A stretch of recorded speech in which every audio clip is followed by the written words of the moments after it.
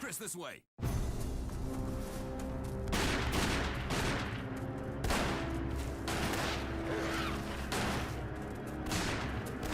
Damn it! Make for that mansion!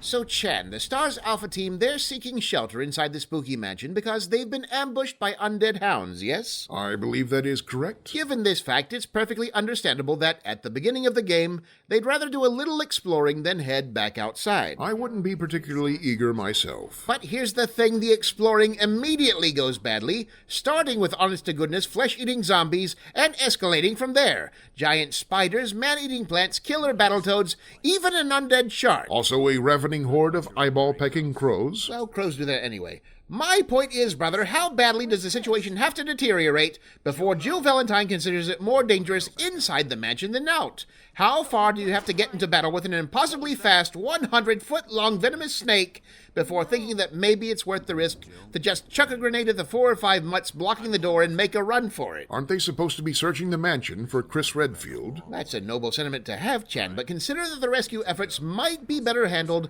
by a well-equipped, well-informed strike team than by one terrified police officer with 4 bullets in her Beretta who's resorted to chewing on random houseplants to keep from dying. Harsh, but fair. Oh, hello, video gamers. Shu and Chantanaka here, taking a trip down scenic, blood-spattered memory lane as we revisit one of video gaming's true classics, Resident Evil 1.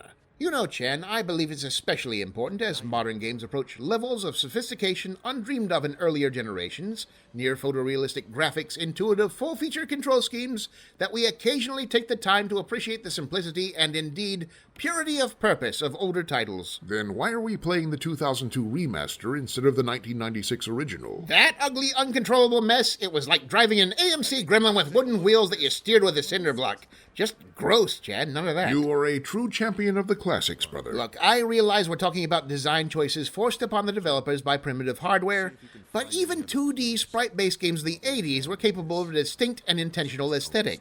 PlayStation 1 polygonal games, on the other hand, didn't have an aesthetic so much as they had a conglomeration of graphical defects that were compensated for to wildly varying degrees of success. Oh, look, there goes our mailbox. I'm not disparaging the developers, brother. They did amazingly well with what they had. The PlayStation 1 hardware was capable of pushing about 6 polygons at a time, provided they weren't too close together or textured too brightly. That represents about the same raw graphics processing power as an Etch-a-Sketch, but with a much lower resolution. Right, well, maybe let's discuss the game itself, brother, before the comments start landing. We all remember this scene, yes? Indeed we do, brother. A landmark moment in video game history, right up there with Aerith's death scene and meeting the G-Man.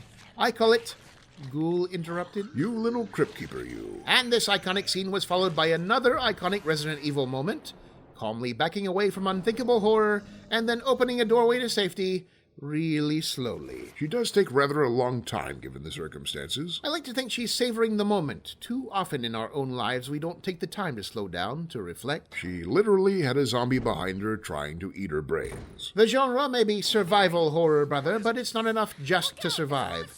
You've got to live. Living horror really isn't much of an improvement. It'll look better on the motivational posters.